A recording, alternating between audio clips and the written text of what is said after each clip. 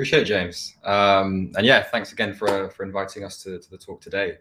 As you mentioned, the talk I've got today is Being Where No One Else Is, which is indeed quite a vague title and intended so. For those who will know me outside of this event will likely know that I've got a big kind of passion for mindset and I guess psychology to an extent.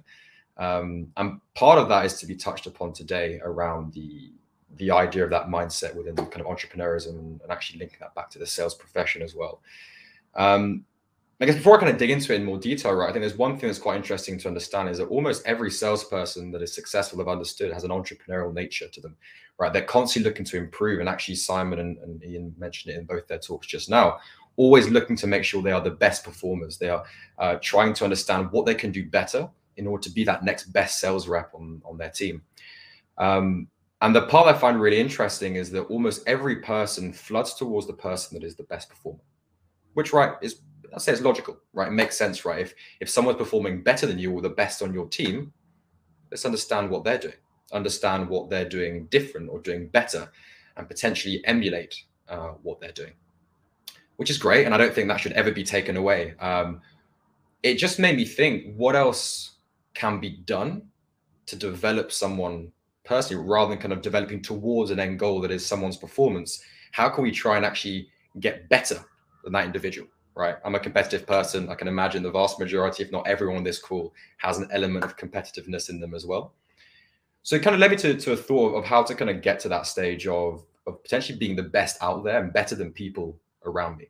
Again, so there's two things I'd love to share with you. And again, it's not so much an element of advice, but more something to maybe trigger some thoughts within you as to what maybe you guys can do to continuously understand what else is possible to improve and then actually go out and action it. First one is actually, like I said, people go to the top performing sales reps, which is great, and see what they're trying to do, which is, again, equally great, without necessarily considering what they're not doing, which sounds pretty counterintuitive when I say that out loud, but whatever they're doing is great, but is it only great because that's the only thing we know about? What if they did something slightly different and they could make it better? So almost looking at what they're not doing as an opportunity for growth, as well as what they are doing. An example of this, which I, again, kind of came across in the last couple of months speaking to friends and colleagues, was around the purchasing process of buyers. And how that kind of buyer behavior is.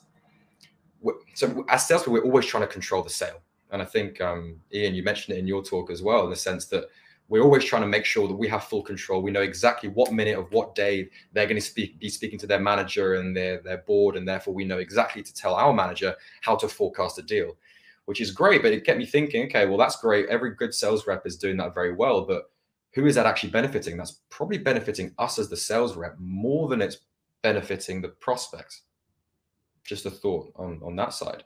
So what if we were to flip that slightly and actually focus more on benefiting the prospect in that example, which led me to think about having a slightly less stringent process in terms of timelines with my prospects. Again, sounds quite counterintuitive, but more about understanding, okay, why are they buying? Really making sure that they understand why they're buying, and almost giving that element of trust to the prospect to sell it internally, and again, help you build out the case with them internally. So far, I've had some interesting results from doing this in the last couple of months, and it seems like it's actually working quite well in terms of, I guess, showing that I have confidence in my own product.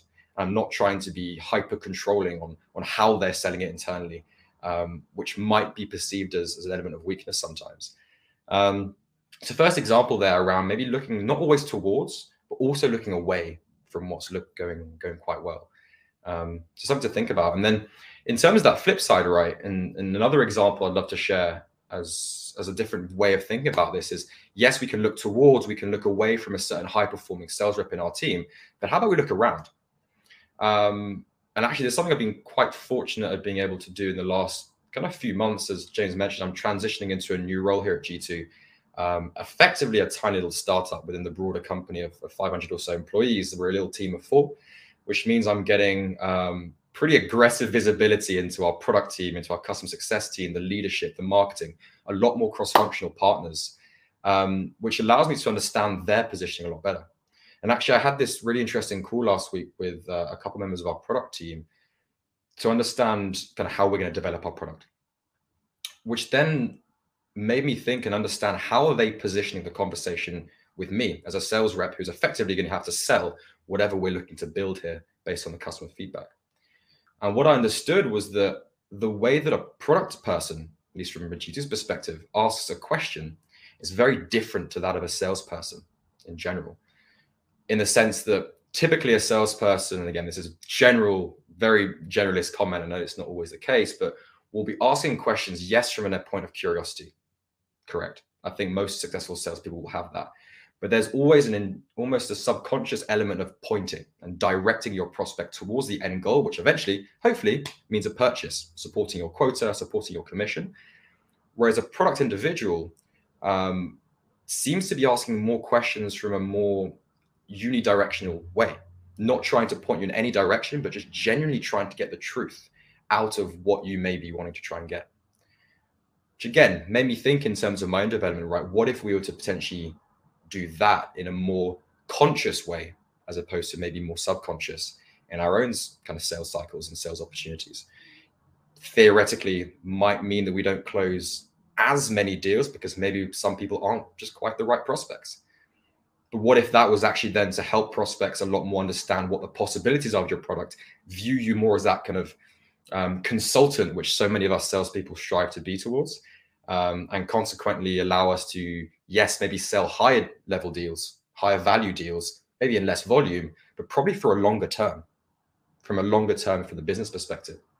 So 2 thoughts to kind of summarize in terms of that side that I really try and focus on from a mindset perspective from my own development is around not just looking towards an individual of success. And don't get me wrong, I'm not trying to preach stopping that, because that is definitely a great place to start and to continue, but also broadening yourself, looking what they're not doing, looking around them, and ultimately finding what is potentially the next thing that you can be doing to make sure that you are going to be better than all the top reps around you quicker.